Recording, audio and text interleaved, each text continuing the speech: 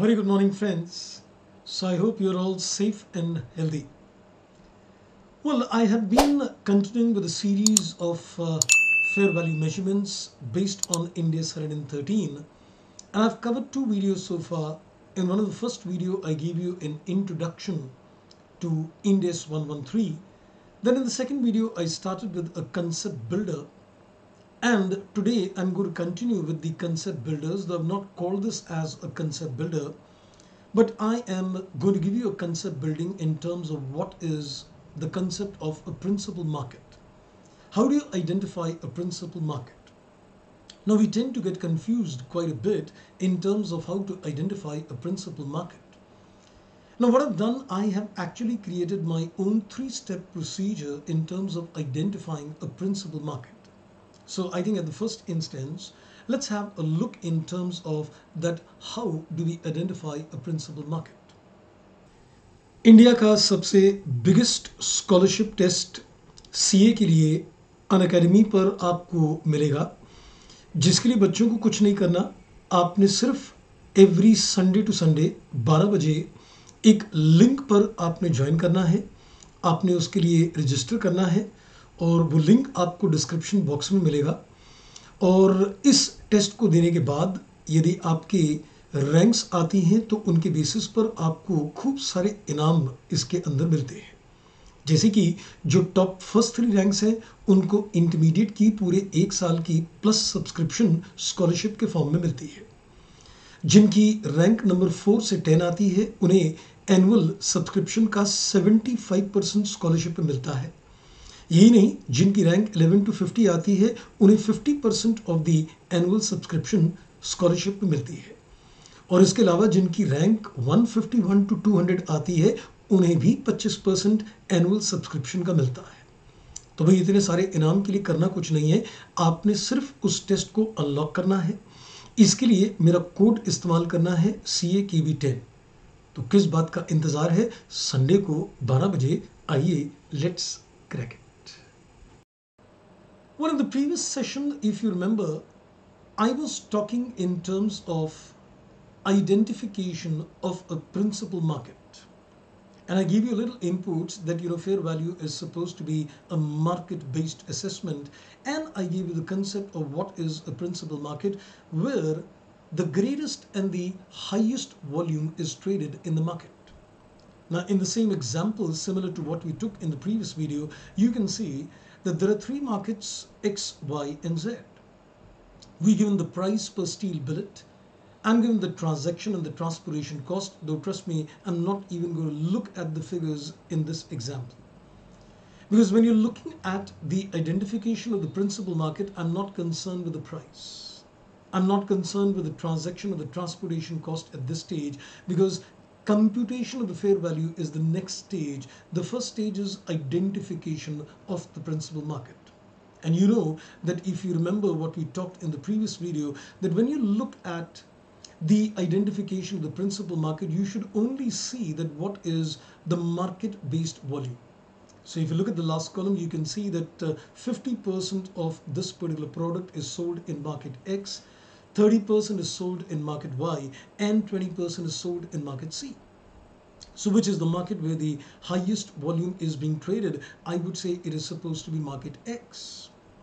So is that the end of the story, that I just look at the market where the maximum volume, the highest and the greatest volume is traded? No. So but that's what you said in the previous video. I said that, but I said I'm going to come to some more details later. Now you can notice something very interesting, that in this example, if you look at the entity's volume in the market X, it is nil. So but you said we don't look at the entity's volume, agreed. But now listen to this very carefully. As I said, I'm going to develop a 3-step procedure. So let me first develop a 3-step procedure and come back to this example.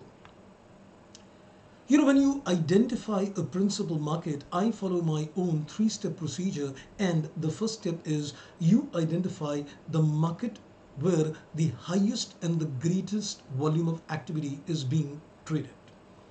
In this given example, if you go back, you can very clearly see that market X is the one where 50% is traded in that particular market. So we can say, yes, I've identified the market is supposed to be X, but that's not the end. You need to go to the step number 2. At the same time, you need to identify whether the entity has an access to that market on the measurement date. Now, there are two different things. You have an access to a particular market and you are selling in that market. Or you have an access to that particular market, but you don't sell the asset in that market.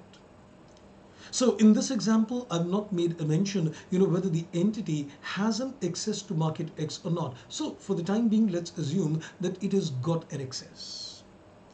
Now, if it has got an access, I am not concerned, whether it actually sells in that market or not.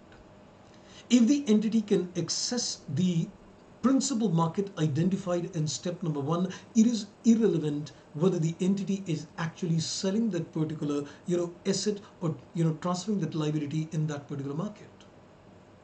So in this particular case, if the entity has got an access to that market, then the answer decided in step number 1 is the final answer. But then there can be another situation that the entity is not having an access to that particular market. Then you go to step number 3. Now, in terms of step number 3, then what do you need to do? You need to again look at the last column, which is the market-based volume, but this time you're going to see the next higher percentage. Now, if I just go back and look at the next percentage, we can see that market Y is got the next highest percentage after 50%. So we would say that that is the principal market. So then do we need to repeat the steps all over again to again identify that this entity Y is got an access to the market Y or not? Of course. And if that fails, then we go to the Z market. Yes, but that cannot fail. Because at the end of the day, if there are 3 markets where the product is being sold, then I think the entity must be having access and selling in at least one of these markets, I guess. So let me consolidate the concept of the identification of a principal market. I'm not dealing with how do you calculate a fair value in a principal market. That's a next stage of thoughts.